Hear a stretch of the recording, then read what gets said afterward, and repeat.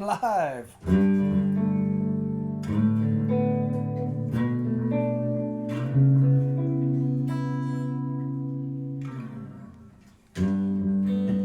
live, but I'm not on the confidence monitor over there. I have no confidence. Let's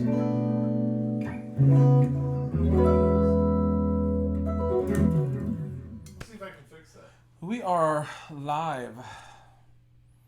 If I'm live, why do I feel so sleepy? So sleepy if I'm alive. I'm alive!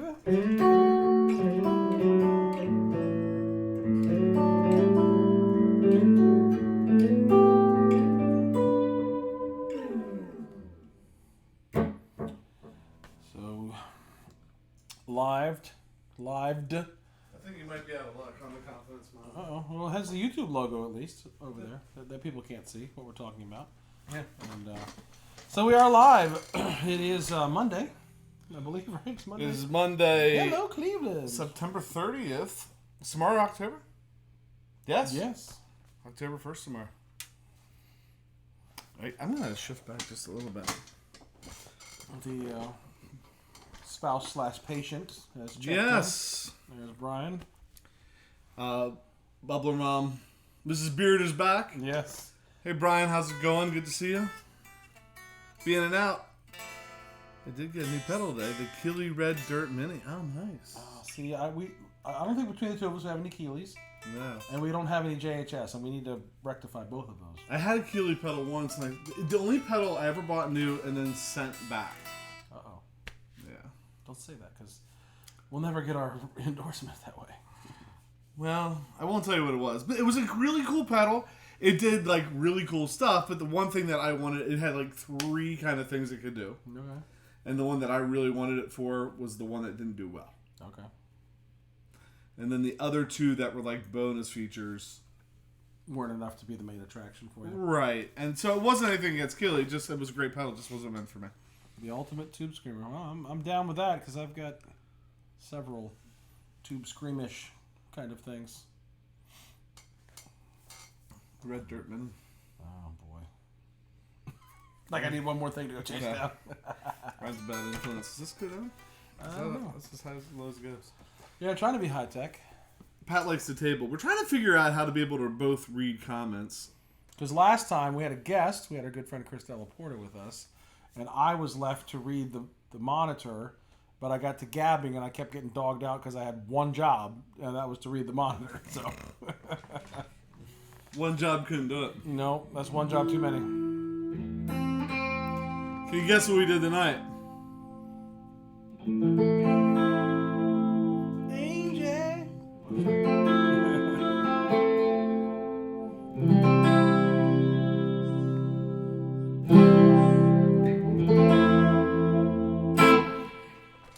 I liked it. Yeah, I think it sounds. It's the Swindler Golf Chorus.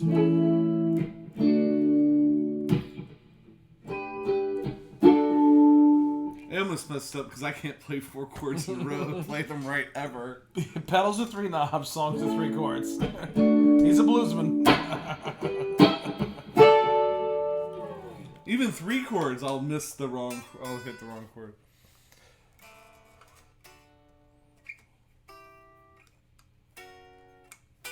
It's kind of nice to see my wife has joined the world again. Yes. You know, look, she's on. We missed her last week. She couldn't do it. Even in her recovering from surgery state, she drug her carcass to church. Mm-hmm. And immediately was exhausted because it was a big. I think she took a real big bite out of the apple right out of the gate. But she's definitely on the mend. Some of you are aware, surgery and. Well, Brian asked about her last week, and we said, yeah, she's doing better. She's getting better. Yeah. And 2 days later, she ended up in the hospital again. So, anyway, we're on the road to recovery now. 33 chance. Nice. So what else? What's new? So yeah, we did the golf by Swindler Effects. Mm-hmm. It's amazing. It really is. Like here's the thing, it sounds great right out of the box. And so it's an all analog horse pedal, but then you have all of these like bells and whistles that are all Right. digital. A lot of controls. that you can use, external switching, all kinds of things. So, hey, Pete Hickson. Do we know Pete? Has he been in before? I feel like Pete was in last week, maybe. He might be from, I don't know if Pete was either a friend of Chris's or he was a friend of Ben's. Combs. Right. Because I do feel like I saw the name before. Right. All right. Pete, identify yourself unless you're on the lam from the government. How do we know you? Then why would you? Then we can't be deny that we know you because we're like, oh yeah, he's that guy. Pete. It's Pete. Well, so if he's back from last week, he's actually repeat. Good night, everybody. It's been a long couple weeks here. I have a feeling the night's just going to be stupid. Yes, Like, and I have a there's a super whole lot of early super flight ones. tomorrow, and I just keep thinking about I got to get up at 3:30. Yeah, he's the Aussie that drops it. Cool. Thanks for coming back, man. Thanks for hanging out. Nice. So we did that, the golf. Tonight was slow. Like, let's just try and get a video or two done. Well, yeah, and we don't always. A lot of pedals, honestly, like our unboxing and quick looks. Some of them are legit unboxing and quick looks, and some of them a pedal that has more features, like the Golf. We took it out just to figure out because we wanted to demo some of the features accurately, right? Like we're not paid demonstrators, we're not Danish Pete, but and because Swindler has been really kind to you / us, me by proxy, that we want to give them like a good review of their pedal, and so we had especially because it's good. Yeah. Right? Like, I mean, I feel like if this is something that's good, we ought to take the time to do it right. So between chatting and kind of figuring out the features and trying to demo it, we started our recording a little bit longer later, and then we put in some time on the Golf pedal, and then we jumped into a Rockworks light OD pedal. Which is kind of like a clone, Mm-hmm. which we knew nothing about, though. That's right. And we were talking about in the video itself, it's like, oh, this is Dumble-esque. This is like a Dumble. And you're like, I have no idea because I don't have a Dumble. I saw one at Carter's. It was John Mayer's old one. I think it was like $90,000. So I think Joe Bonamassa picked that one up or something. So I haven't heard of Dumble, so we Dumble pedal. So it's kind of like, oh, that's a clone. Well, that's great because I've never played a clone because, again, I'm not Josh Scott. I'm not spending spending $5,000 or whatever just to buy a pedal. So Pete said that via Ben, that he's here via Ben. Which, the second you see Brian Lander say hey to somebody, that's part of that Connect group. And those guys, I mean, they're awesome, man. These guys, you see, it's kind of cool because I've been getting in on Ben's chat and seeing people post, and like I don't always talk or chat a lot, but you start to see the same names and things come up, and then you go over to like Phil McKnight or Peter Thorne or whatever, and you see some of those same names come up. It's like, oh, these guys are cool, man. They're out. Same guys with no lives like us, patrolling the internet, watching the same videos. Watching the same videos we are. So they're what? Canucks with guitars, right? Well, that's Ben's thing. That's Ben's group, but I think we would be Knuckleheads with guitars. Right. So, yeah, I mean, it's cool to see people being part of those communities all over. Clown is a cheap Cocoa Booster. I've heard of that. Who makes that? Who makes the Cocoa Booster, Pete? Why have I heard that? Well, so I tried the Klon thing before with Electro Harmonics. What's the pedal they make? The drive? The Soul Food. Yeah, that's it. So I tried it with he said Cocoa. Nice. Who makes the Cocoa Booster? So I tried that pedal for a while. Like the Soul Food, I had that on thinking, oh, I'm going to do... Not so much? No, sold it on Craigslist. I sold it on Craigslist, and the guy who bought it was Carl. Carl Jasper. Yeah. Wow. So he sent me an email through Craigslist. He wanted to buy it, and I knew immediately. There was just like those things. I knew immediately who it was. So he got it, and hopefully he'll be on the show soon. The Zendrime is Dumble-ish. I wouldn't know. All right. We keep going. Sure. That's what. We actually have a pedal. You have a pedal called by Mojo Hand that we reviewed called the BL. DMBL, which is Say it Dumble. fast, Dumble, DMBL, Dumble. And where is it currently? That's on my pedal board. That's right. Although I don't know that it's there, I haven't turned it on the last 2 weeks. Well, and when I turn it on, it sounds just like my direct drive. So it's funny because part of what we do, and we did it tonight with the Rockworks, which I'm looking down because it's right here, and I know you can't see it, but which you should because it's glorious because it lights up with blue lights. Can you see the tail end of that? Look, right there's blue lights right there.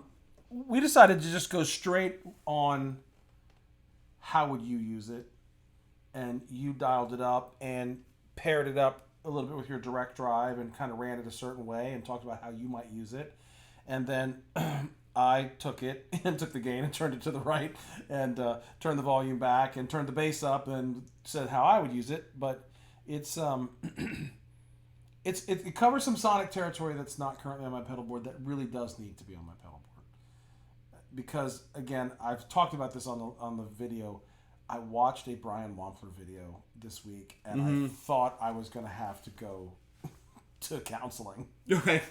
Because you said that everything you said not to do, you do. Oh my gosh, it's a great video. Well, it's great if you're not me. It's even better. But it was just like, what's a good tone for recording and playing live? And he basically took an EQ pedal and put it after like every drive and actually kind of boosted the mids a little. Did everything that I don't do because I love that big full sound. And that's why I enjoy demoing these pedals because you just dial up the biggest, fattest, meaty sound. And then you may go in a band situation, you're like, where's my guitar? I went to a studio one time, took all my gear, I had my Mesa amps, I had the whole shebang-a-bang. First night, hey, so where's your rock tone? I'm like, what? I was torqued, man. I was so mad. I'm like, I'm never going back there again. And then over the course of recording there, I realized kind of what he meant. Like, where is that tone that's going to sit in the mix and cut through? So I struggled to do that. And everything that Brian Wampler said was the opposite of what I currently do. So this Rockworks pedal, I mean, you gotta take that with a grain of I salt. do, Because but I've sat out and I've heard your tone from the stage before, and you're not. I like it. It is different because I do steal some sonic territory from the low end sometimes. But no, I appreciate that. I like it. I'm not dissatisfied with my tone, but I do see sometimes where it could maybe get lost, and maybe I need not everything every time, but something that's going to. And I mean, that's. When the full tone OCD first came out, I went into the store, I took my guitar, took the direct drive I've been using for years, sat down with a Fender Hot Rod in the store, and A-beat them, and I'm like, man, this thing kills the direct drive. It absolutely destroys it. So I went home, bought it, went home, put the full tone OCD on the pedal board, had a gig that night. As I'm packing up, I took the direct drive and I threw it in the box with all the cables and stuff. I'm like, it's been with me for so long. Go to the gig, set up, play 2 songs, pulling the direct drive out, switching it with the full drive. I couldn't. It killed it in the room. It sounded awesome in the room. With the band, and it was a 3-piece band with the bass, it just like all of a sudden it got like it wasn't there anymore. It was really, for me, in the way I was. And I have an OCD, and the reason it's not on my board right now is I got to get the switch fixed. That's one that didn't bounce around in my trunk and fix itself like the Tube Screamer did. But you like that. Yeah, good live sounds harsh by itself. So, Brian, you do a lot of... I know Brian does a lot of different overdrives. Do you find yourself doing the same thing? Like, every overdrive you get, you kind of find yourself dialing them in the same way? Or are you pretty good about...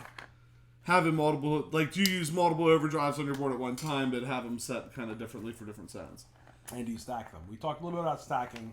Right. Because we're not really stackers. You're a stacker in the sense of you work the volume knob. I'm not a stacker. And I was even saying that I've got a ton of drive pedals. A lot of them back there are mine. I've got one on my board. I really should change that and try to intentionally, still be true to who I am, but maybe find different levels of the self-proclaimed Gainiac. That's true. Just like a truly good monitor mix in a wedge is going to sound awful. It for the vocals and stuff because you want to boost the mids so they cut through. Like I love CD quality. Look, CD. That's how old I am. CD quality. My ultimate monitor mix is like CD quality mix with my things like this much louder. But a true, really good monitor mix is not going to be super pleasing to the ear because it's going to cut through. Because it's really for a reference, right? That's what it's for. But I love it. But that's true. I mean, but what Brian just said is true. The good live sound by itself is harsh by itself. Well, then Pete says every situation is different. Your ears are your best friend when you're setting up somewhere new. And yeah, exactly. But there's like minor variations on the theme, right? Like, so when we were gigging and, excuse me, that was mostly in like clubs and stuff. It was a different room. Yeah, we played the same clubs from time to time. And you got to know, like, I know this room sounds good. Like, this room, I like to play this room. I know it sounds good. I know my stuff's going to work. But you would get into rooms where you have to tweak a little bit and stuff. But kind of a variation on a theme. Now, I mean, boring, I guess, because for the entire lifespan of that band, which was long for a local band, it was like, 10 years or more. I used the same amp, the same pedals, the same, like the pedal board. After it got in and settled, after things settled and started to simmer, it was the same. I didn't even buy gear. We were playing 3 nights a week. It was like, here it was. The amp, pedal board, guitars, go, and like nothing changed. But yeah, he's right on that. Yeah, Pete, I like Pete. Yeah, I mean, it's so I don't know how much you're going to hear on this. This is just the clean sound PRS custom 24 Dragon pickups through PV Classic 30 through the condenser mics, but even my clean.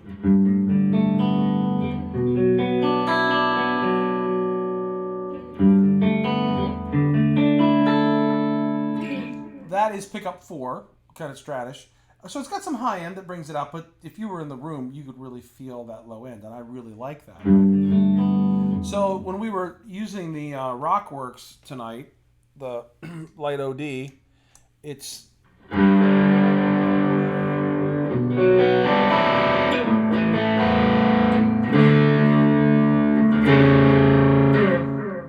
That in itself rhythmically is not my tone, but when I used that to play some lead stuff, I liked it.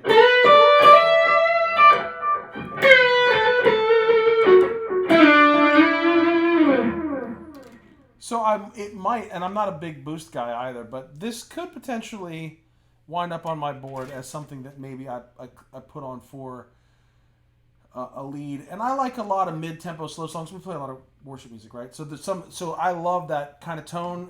I'm not going to say it's Larry Carlton, but it's real creamy and smooth, and it's not a lot of overdrive.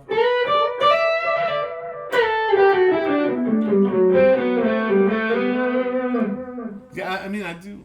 That's nice. So I like it for a lead. I don't know that I like it for a rhythm. I mean, I'm just going to kill him here for a second, but I'm just going to go back to the rear pickup. I mean, I'm going to kill him in the sense that it's going to be probably bright.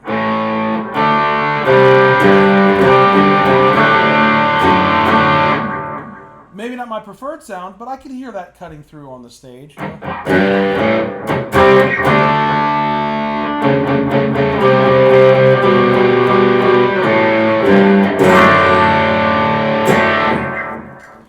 So I like the sound. Pete said minor tweaking, less than radically different. You know, Pete, yeah. And most of the rooms I played in were we played clubs. Yeah. Most of the times we were not miking amps. We were making the kick drum and the vocals and turning a 410 Fender up to 4.5.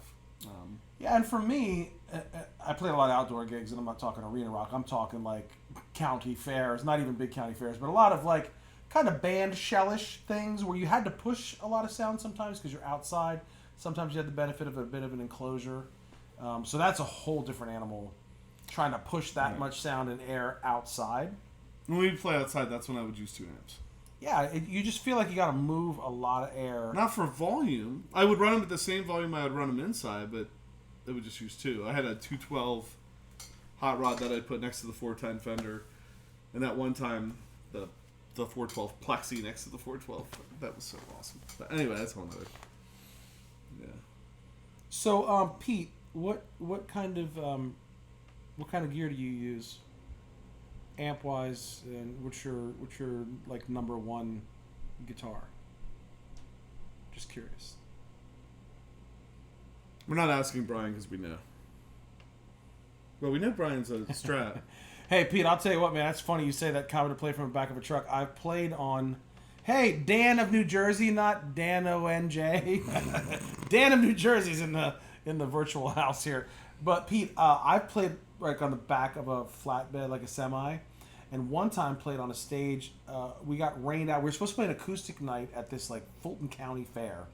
And it got bumped to a different night because of rain. And the night we're playing, they were having tractor pulls. And if you don't know what they are, go YouTube them. They are so ridiculously loud. So we'll be just like, long, ding, ding, ding, ding, ding, ding. We're like, that sounded like a full pull. So yeah, the backup trucks outside, it's crazy. That's you, Dan. So anyway, that's the craziness you get. Dan of New Jersey. Yeah, I like that. It's kind of like, okay, SG400, start in line. And then, so amp-wise, what do you like to play amps? And you mentioned your Coco. Who makes the Coco clone? Oh, Coco, right? Yeah, that one. What style of music do you play to? I don't know if I asked you that, but so yes, Dan. Thanks for coming back for more. Mrs. Beard had to try to explain to us. If she would have come down to the room, she would have sounded out Dan of New Jersey. That's like both of us Dan too, right? Because we're like Dan and It's Dano. We're thinking Dan Electro. Dan Electro. It's Danoff. Yeah, so anyway. So Dan just joined us. Dan, we talked about recording tonight. We did the Swindler Effects golf chorus. Pretty amazing thing. Look for that video to come out. And the Rockworks Light OD version 2. Which, so, I got this. We got this. We haven't talked about this. Yeah, you have. Well, yeah, you got one. I didn't get one. I don't even know how you even got one without me even knowing. Mm-hmm. So, one of the guys we play with works at Beard Guitars. Right next to the Beard. Isn't that beautiful product placement? Yeah. So, if you tell him you want a t-shirt, you can get it. Okay. It's a pretty good price, too. Nice. Pretty good price. Will he lose his job if he steals the second one? No, he didn't steal it. No, I paid for it. I totally paid for it. But if you're not familiar with Beard Guitars, second largest guitar manufacturer in Maryland. I think the first would be PRS. So, and then, but they make reso guitars. So if you like round neck, square neck resonators, all kinds of different body style resonator guitars. I think they do a few electric ones. They just came out. Yeah, they do because they had some down at Gruen Guitars when I was down in Nashville. Right, and they just started a whole new series of just playing acoustic without resos. But if you're into resos or you think you might be into or want to get a good resonator, unlike me who has a 1973 Dobro, which you think, well, that would be awesome. Yeah, is this the neck? Yeah, the neck is so bad. The action's like this high. Well, it's great to play perfect slide. for slide. No, not so much. Hey, so Pete's your kind of guy. What's that? Blues rock, biker bars, parties. Yeah, been there, but check. I've done all that. So yeah, the Beard Guitars are cool. That's a cool outfit. Just go get on Facebook and look them up. Yeah. Check them out. Even if you're not interested in resos, it's a cool. You should check them out and know about them. They're doing some cool stuff. And one of the guys that we play with works down there. Yeah. So that's cool. Which there's a talk of a field trip to go down there to. Yes, I'm thinking that that's going to happen sooner or later. Allow us to have cameras in there, which I think they will. Sooner or later. Based on what we've heard. And I think I have another connection with them too from a friend of Chambersburg. So we could squeeze them from both sides. I'm getting my shirt for free. Just saying. I'm gonna get my picture taken with the owner and get my shirt for free because that's how I roll. Never gonna happen. Pete says he doesn't play much anymore because of arthritis. Yeah, I was playing. That's tough. I actually last Sunday, I actually capoed electric because they wanted to play in F, and after I played through that song about 3 times with the bar chords, I'm like, it was really more that my hand hurt, so I slapped it on there. And then I was trying to play something that I've played a million times and trying to play that chord, man. I was just like, this is killing me. I'm not getting any younger, so.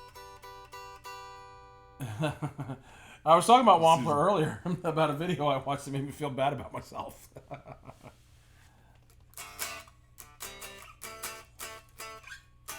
Oh, never find Wampler doing what? Taking something back, yeah.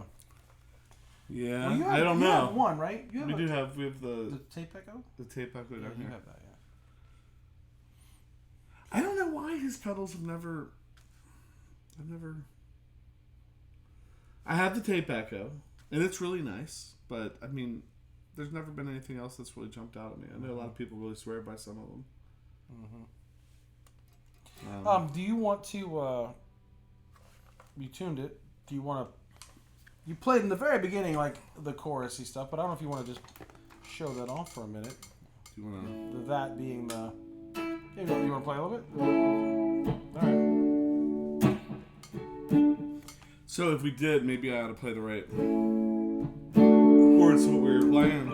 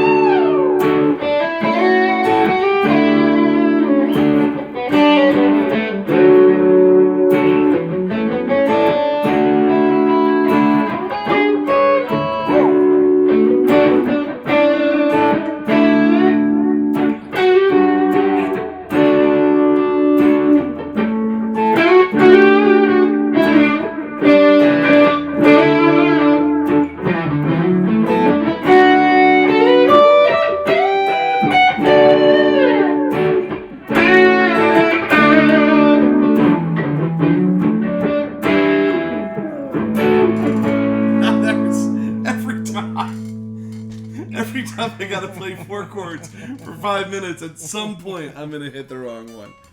So that was and everybody out there, you probably, I don't know. Please tell me you do it too. So that was the Swindler Effects golf chorus. Yeah, a little bit on the beginning there. And the Rockworks Light OD was what I played for the lead, and just. How about horse in general? Does anybody use that? Like, I'll tell you what. Like, I keep joking. So I love Andy Summers. I love the Police. I love some of that stuff that's really chorus laden. But I really kind of thought like, and being in the worship space, chorus seems like a thing of the past, right? But the more we watch things, especially JHS stuff, and even I dug out one of the episodes we did recently was I had a Red Witch Empress, and it was sort of on the quasi chopping block. Kind of dug through some of my old stuff and thought, what am I not playing anymore? And brought it out and played it and loved it. And so I don't know. Like, that's a good question, but I mean, especially some of the features on that Swindler, really dynamic, that you can change the speed. You can have a favorite setting. You can ramp up. You can ramp down. And when you played it, on the lead stuff that we delved into a little bit there, it was very much like a roto vibe. If you hit that favorite that we said, right. like.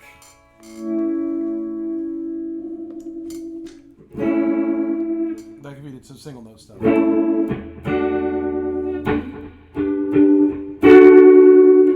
Kind of close. If you get that overdrive pedal, it's not.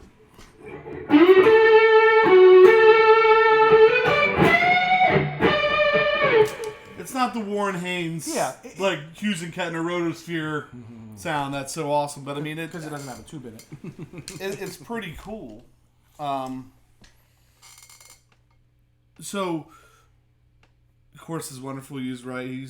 I mean, all right. So here's if you're not using chorus, or if you like chorus and you just want like a kind of a cool cheap pedal, like if you need something to inspire you, get the TC Electronics, right? TC Electronics, is it the Third Dimension? Yeah, it's a copy, a wink and a nod to the Dimension C. I think the boss pedal. So it has like the four buttons on it, button 1 and 4 together. Right. My favorite, but it has 4 buttons on it. I think it's called the Third Dimension. TC Electronics. They did that sale way back in like Black Friday of last year, and I know early in one of the first videos we did for this show was that group of pedals. Yeah. But I took that pedal and I put it on my pedal board, and it's been getting used like a good bit. It sounds great. It sounds really good. Ben says, did I see Ben say he's been using it? Yeah, mostly on ballads. No, he said I have the Third Dimension. Ben, what's your favorite side? 1 and 4 for me. Button 1 and 4 at the same time. And not that I keep sounding like a fanboy, but I just went on a binge of watching JHS stuff, and he likes 4 by itself. And he's the one that said too. He said the same thing that Pete did. Like, you wouldn't have had Nirvana without the Boss chorus that started it all. Right. Basically, the theory there is almost every chorus to come was that Bucket Brigade feel of the Boss. Yeah, 1 and 4 together. There you go. Yeah, I don't know. But this Swindler Effects is really cool. A lot of... and there's the question, do you need a lot of bells and whistles?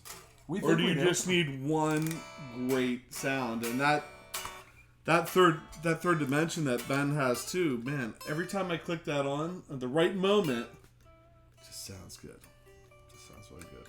Yeah, that's funny, Ben, because I started playing in like 85. Is that true? I think like 85. A little before 85. So the first pedal I bought was a Boss CE3, because we're talking about features. I was a feature guy way back in the day and still used it for one thing. I apparently haven't changed. I think I bought the CE3 because you could go stereo, and you know how many times I played that in stereo? 0. Right. Do you know how much more that some of the CE2s are worth than the CE3? Oh, yeah. A lot more. Hey. Oh, hold on. One moment, please.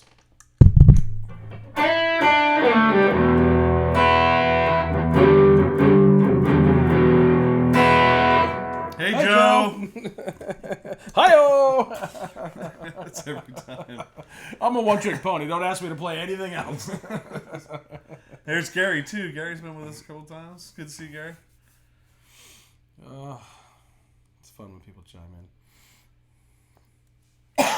Cough, guy. Keep coughing. Yeah, again, thanks to Brian Landreth and Joe and Ben. Some of those guys are some of the glue that have some of these other names popping up, and we appreciate that. Yeah. We don't have the beautiful Chris Porter with us tonight. No. Oh, man, I don't know if you guys watched the live show last week. Had a Firefly double cut that we sent to our guy that we go to for guitars to check it out, kind of rate it, and do a little bit of fine-tuning to it. And then he came and played. That dude can play. Like, he digs it. You could tell he's an active gigging musician that plays a lot, bench tests stuff a lot, because, man, he just dug into that thing and made it sound like $1 million. So. Yeah, he does. Yeah, so the Firefly, that's another episode. I keep looking around for guitars. So is this... we were talking earlier. I don't know if this has ever been... I don't think it has. On the show. No, this one made its first appearance last week. Right. So between the two of us, we decided we have quite a few PRSs, and most of them have moons. We don't have a single bird. Right. I thought about drawing some. This doesn't birds. even have moons. Yeah, but it does have the abalone. It has abalone. Yeah. So this is a 2000. Yep. Swamp Ash. You must have been loaded in 2001 because you have 3 PRSs from. But they weren't all bought then. Well, no, I was gigging. Yeah. That's when we were gigging 2-3 times a week. It was right before my son was born, and gig money was like, I don't want to say funny money, but it was. Yeah. It wasn't household money. Like, here's my entire paycheck for the household. Let me squirrel away the $100 I made gigging last night to save up for a guitar. Yeah, Terry's, GG and G. Hold that up. The grain on that guitar is ridiculous. Like, I didn't really notice it until I watched a lot of our videos, watch back for quality control purposes. And we catch this part of the guitar so much on the bottom of the show, as you can see. And that grain is just crazy. It's nice on the back, too. And I was never really much of a natural finish kind of guy. But, man, I'll tell you what, that's... I'm not a supernatural finish. You're not supernatural? Yeah, I'm not supernatural. Sometimes supernatural. It's a cool guitar, though, being the Swamp Ash, because you got, humbucker, both back humbucker, and then you pull out this, and you get the mystery selections. I'm not really sure what they are, but you can tell that I think it's splitting. But you can let's go by sound. So we got the back, we got the tone pot pulled out. So you're splitting. So you can tell it's 2 pickups here. I think you're splitting the humbucker and adding the middle pickup. But you hear that.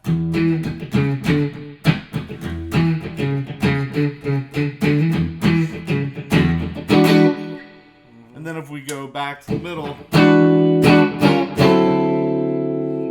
I'm not really sure. Right. And then all the way back, again, you get that kind of little bit of the quack, right?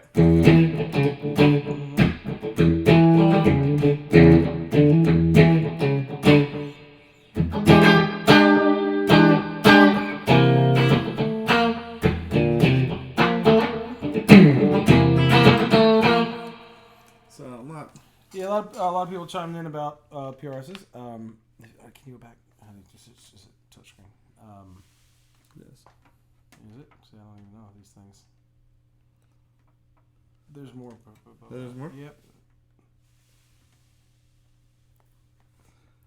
Although, yeah. So Here's one. Yep. So these are older too. This one's a 95, and it's got the 5-way rotary, which gives you. This was the idea. Although his first was the bolt-on, I think, because it was the best of both worlds, Strat and Les Paul. But it's the same thing. So it's like full-on bridge. There's no splitting of the coils here, but there's the 5-way rotary that pretty much is like a Strat, except you get true humbucker sounds in 1 and 5, and I think in 3 somehow too. But this is like the bridge. Hold on, it's kind of hot. There you go. And then 2 is like 2 in a Strat. And then 3. 4 sounds like a Strat. And then the neck.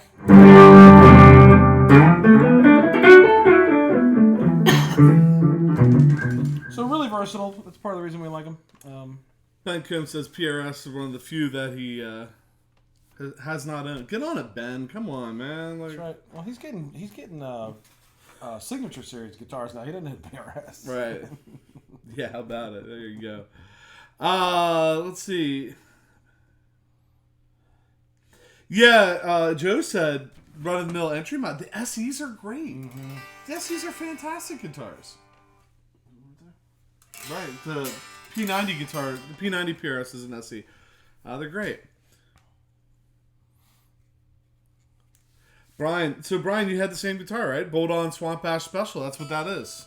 Bolt-on Swamp Ash Special right there. That was always number 2 when I was gigging. Yeah, so someone mentioned that the first one they played was in '93. I have a '91 CE24 that have the HFS pickups in it, and it's got the 5-way rotary and tremolo. It's fantastic.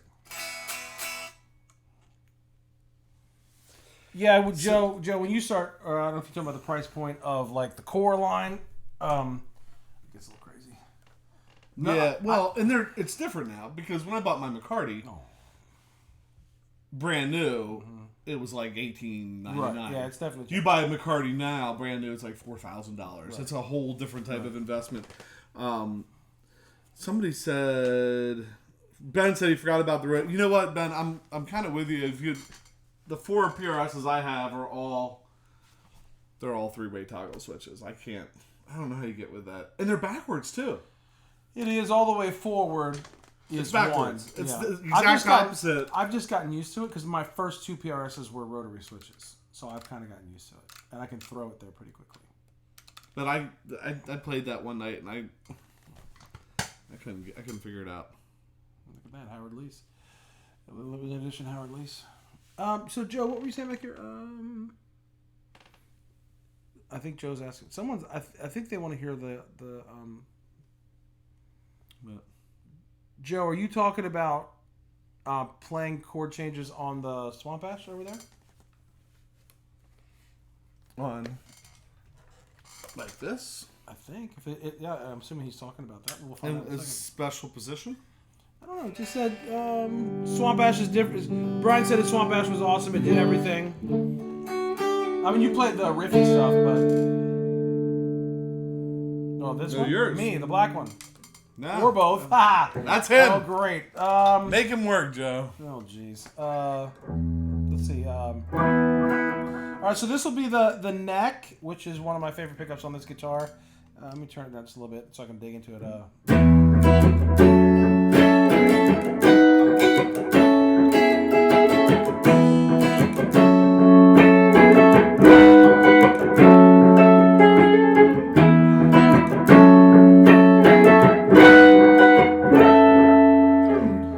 Then 4, which is very Strat-like.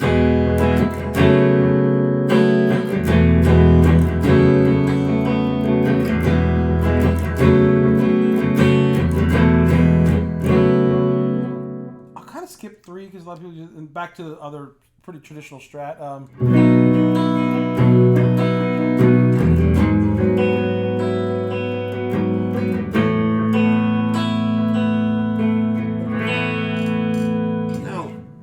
Guitar being, did you say it's a 95? Those pickups are hot. Yeah, these are Dragons. They're hot. They are hot pickups. Totally different than like the Swamp Ash I had has McCarty pickups in it. Mm-hmm. So the same pickups that are in the red McCarty. Supposedly same pickups, and it's totally different. That's more like kind of a PAF. But just real quick, just to finish, Joe said something about a chord progression. So overdrive on the bridge.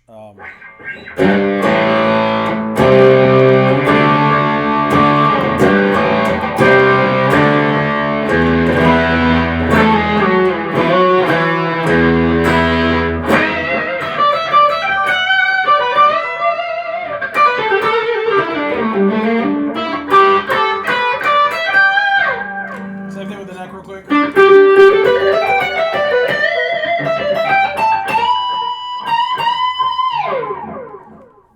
I do like it. I'll try to remember for one of the other live shows to bring the CE24 because those HFS pickups are fantastic. They're pretty hot output, but not quite as gainy as these pickups. But anyway, there you go. With the lowest overdrive, I think, of the gain I've ever played in my life. Right. You're a little low in the game. So I do love these guitars, and I wouldn't have them either if I didn't buy them pre-owned, and I certainly wouldn't have them now. But I couldn't. The core line, I just couldn't. Right. I paid $900 for this, and it's, neck gold hardware Dragon pickups. Not anymore. Nope. Yeah, they're paid like $750 for my CE24. I've got a single cut like the Les Paul style. Mm-hmm. I paid like $1,500 for that. I've got the hollow body single cut. I paid like $1,600 for that. So it's like a 2-for-1. Right. Like you can't and then I got one for my birthday. It's an original EG with 3 Lindy Fralin pickups that Chris Delaporte is working on right now. So Gary asked how we brought her up. She's doing well. Thanks for asking. So last week we said she was doing well, mending from her surgery, and then by Wednesday she was checked back in the hospital and was there till Saturday from some kind of basic. I don't think she'd mind. Basic surgical complication. You get a blood clot in your lung that moved up from your legs or whatever, which was kind of scary. But we're home. She's home, mending. And she was on earlier. She said something at the beginning of the chat, but I don't think she's been back. So she tries to watch as much as she can, I think. Right. She probably hears enough of it without. She does. Actually, every once in a while, she'll give you a little peanut gallery text. So, right. That didn't sound really good, or man, that was loud. Right. We do get ridiculously loud down here every once in a while. That it's even not all the time because we can't do it. Just for my ears already ring because I'm 50 plus, but like we pushed these amps a couple times that I think 3 floors up. She was like, "What is happening?" Right. But we do it because we can.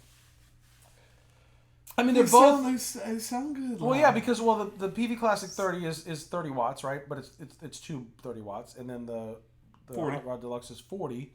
So you're driving a 2 amp, and we have them when we're recording. Not this, we have them like on 4. When we do this, we have them on 2. Right. Because it's being picked up by these mics. And you know it's okay with her. Because this is a woman who voluntarily went to the hospital and let them break both sides of her lower jaw, break her upper jaw, move that stuff around, and like, you don't want to mess with her. That's right. You don't want to mess with her. But yeah, she's doing good. She's doing good. They took some of the stuff out so she can get a spoon in her mouth now. So it's still liquid, but I don't know how she does it. I don't either. She's amazing. Liquid diet. I could probably stand to be on a liquid diet, but I don't want to be on one. No, you don't. So anyway, anything else going on? Anything else to show? I don't think. I don't know. We had the Tiki Drive come out Wednesday. No, the Tiki Drive's coming out. Still in the can. Maybe coming out this week. Speaking of the can, where is it? There's an interesting pedal for you if you haven't seen that. The Love Pedal Tiki Drive has 2 gains on it and a volume. And somehow we recorded a whole episode and we never touched the volume knob. But it's cool. So it's tone gain 1. No, tone gain 2, gain 1. Volume and voice. So that's coming out on Wednesday. That's a kind of really. I've been thinking about this pedal too. Well, and that was on the sale, and that was my preferred price point on the sale when I bought that one. It was $50. Yeah, that one's cool. So we had the chorus discussion earlier. Okay. Sorry, we jumped topics here, but I like it. I think I use the. I don't use the XLs.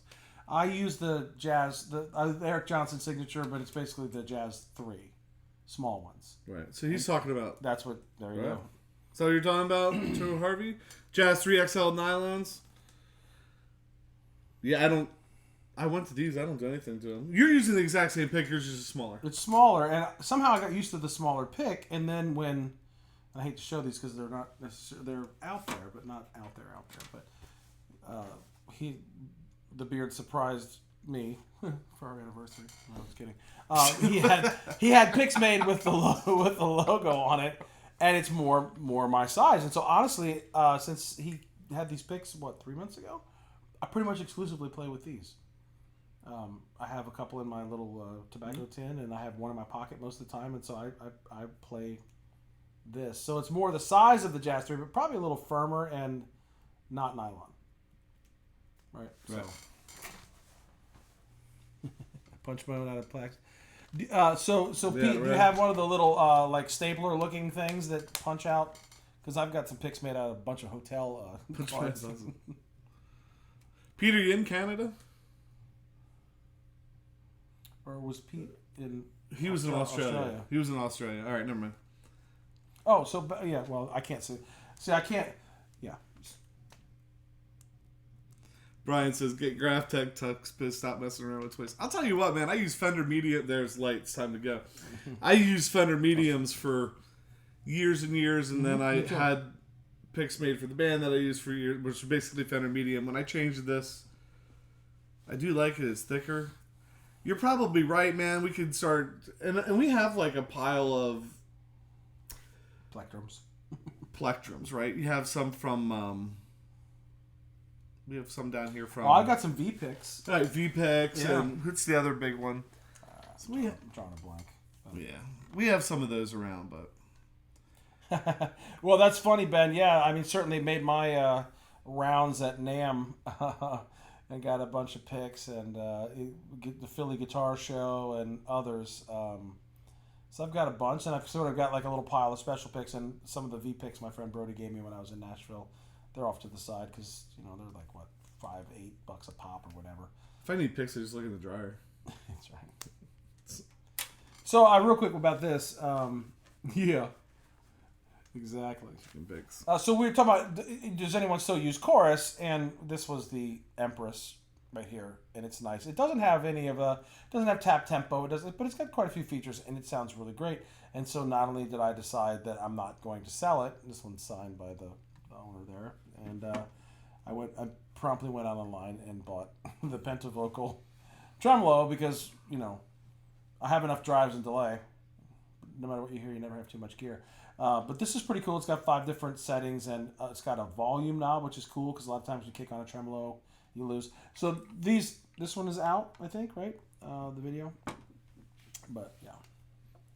So if we would go to winter or summer night, I think we're going to next year. That's whatever. If we go to that and Ben Combs goes to it, the two of you should just go pick rating because we should. We're shameless. I could see him like.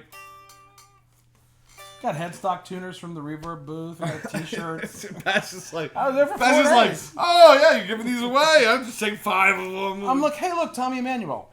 It's terrible.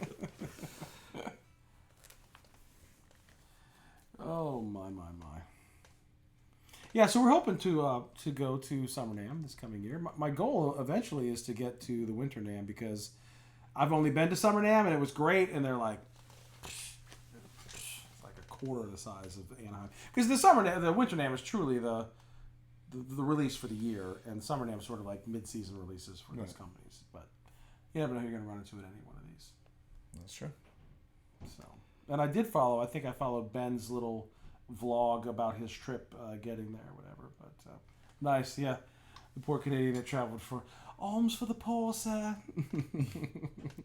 Yeah, that's quite the California one, that's a long trip for it that. Is well, sir, it is 10:30 and I know you're getting up at like 3 o'clock in the morning to fly to see your wife, and yeah. And one set of lights have gone out. For the one set of lights have gone out. Turn out the lights, the party's over. Right. So I think we're at that point, but man, we really appreciate those of you that came and hung out with us a little bit tonight. We're trying. We say our consistently inconsistent live show. We're trying to get a little more consistent on recording on Monday nights. Yeah. And if we are able to do that, we'll turn. It's not that hard, right? We get done recording, we switch it over to the live thing, and do this and get to hang out with you guys, and we appreciate. And doing Monday is great too because Ben points people our way, so it's great, and we appreciate that. Yeah. And, hopefully, maybe someday in the future we'll be able to point some people his way, but that's been great for the channel. Everybody subscribe. I want to, before I forget. There's been a lot of new subscribers in the last month. What took us 7 months to do when we initially started has taken us about 2 months to double. And then a little bit more. And then in the last month, we've gotten about a quarter of the way. Mm-hmm. So it's been really, really cool. And Ben and Brian, you probably are. But I thought about this earlier because we were watching, when we were finishing up recording, we were watching some of Ben's because we can't watch all of it because we're recording during that time. And then I thought, wasn't this funny? It's like the opener playing after the headliner. So he's got everybody's attention, he's got all the followers, and then he's pointing people to us, and then we come on stage after him. It's kind of backwards, right? It's like We should be the opening act, and Well, there's the headliner. There's this. There's that. But. So, yeah, don't do anything I wouldn't do. If you do, bring bail money. Awesome. So I think with that, I think we're getting out of here, right? Yeah, I think we're going to try to hit the...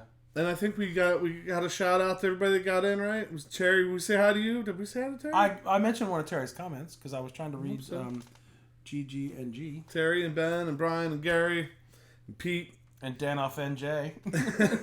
And Danoff Ben. Yeah, and Joe Harvey. Yeah. All right. Just play some metal for Joe on the way out. Oh my gosh. Listen, I would, but I have a light OD, so I really can't. Yeah, or I would, just like we asked Chris to play metal. So I'm going to jump up and turn off the live stream. Right. So thanks a lot, guys. Appreciate it. Here's your metal.